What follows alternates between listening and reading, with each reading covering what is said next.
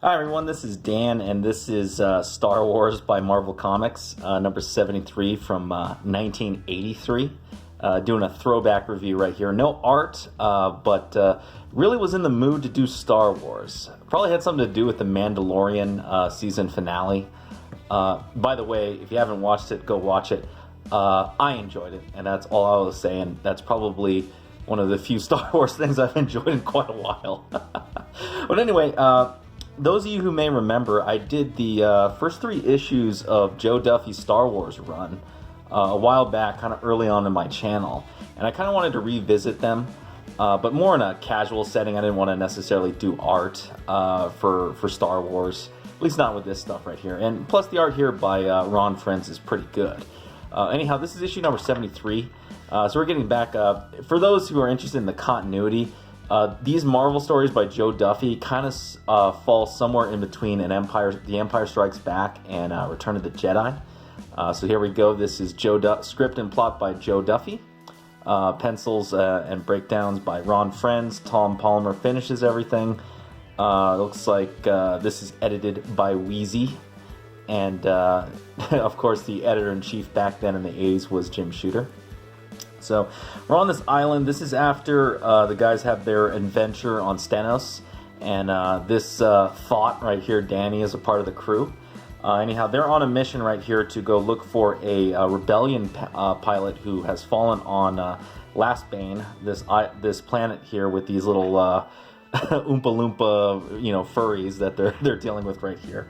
What is kind of funny about this Star Wars series by Joe Duffy is the style of pacing. It's good, by the way. These books are fantastic, but the pacing style and the storytelling techniques are very different from all of the other books in the lineup. And I'm starting to think I understand why they're different. A lot of the storytelling techniques that Joe Duffy has in these books, it's kind of like old manga. Like, it kind of reminds me a little bit of Rumiko Takahashi. And after I read this, I was kind of like, did a little bit of research, and I didn't realize Joe Duffy was a big-time manga fan, like old manga fan.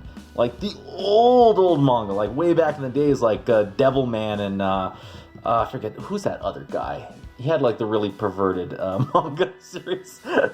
But she was really into that, and it kind of shows in the Star Wars series. By the way, I'm not sure if these books have ever been collected in a trade paperback. And they can be a little bit difficult to find. You can still find them, though, on any kind of back issue website. You'll usually find them. They're not going to be cheap, but, you can still pick up this stuff and take a look at it, and you can smell this intoxicating newsprint. Kind of a flash from the past right here. But anyway, getting back to this story, they're kind of stuck on this planet because the spores in the atmosphere of this planet have kind of clogged up the Millennium Falcon. And you got a little bit of back and forth drama with Leia still worried about what happened to Han Solo since he was put into carbonite. Anyhow, the Imperials show up, and that kind of drives everything into action.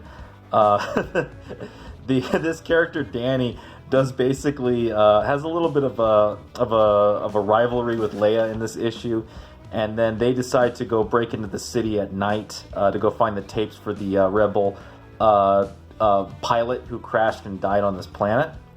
Meanwhile, the Imperials kind of run into them, and this character Danny has to basically seduce them to distract them. And a lot of this stuff is just straight up, like, it feels like old manga in the way that a lot of essentially implied sexual tension and seduction, right?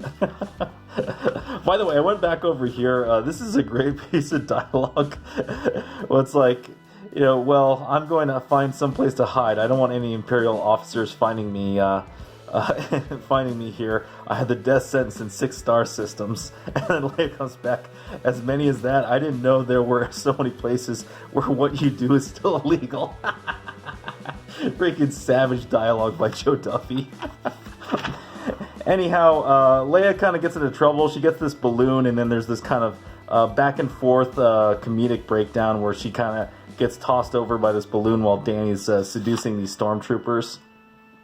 Anyhow, Danny jumps onto the balloon. They get sort of floated over to the city. You get this nice reaction by Luke and Lando when they find out what happened.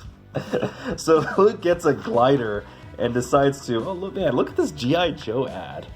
Oh, dude, I kind of passed over this when I was reading this. Freaking the first G.I. Joe. Nice. And they end up in the city going over to go find the tapes. They also find a whole bunch of treasure, too. And Luke decides to go all out and fly this glide hanger across to the city, while Lando gets jumped by a big animal, and Chewie comes in to rescue them. So all in all, they end up... They end up getting ambushed by these animals called hooks, and meanwhile they find out that this planet is kind of primitive, so Lando's able to just defeat him with a blaster, and while that is, so is Luke. This is kind of really good visuals right here. I kind of like these panel designs, even though there's not a lot of backgrounds right here.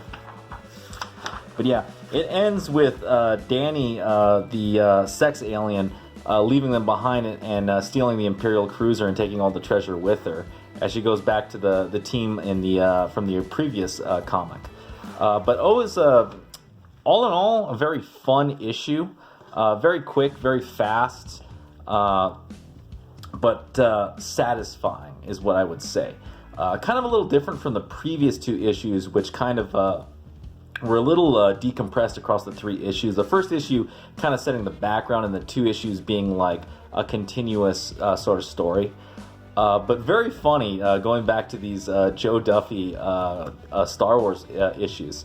What's very interesting about Joe Duffy compared to, say, Claremont, Miller, or even later Wheezy and Anna Senti's writing, is she has like zero problem using sexual themes to tell a story, which is really interesting for the time of the 80s, right? Especially a Marvel comic that was under the Comics Code Authority back then.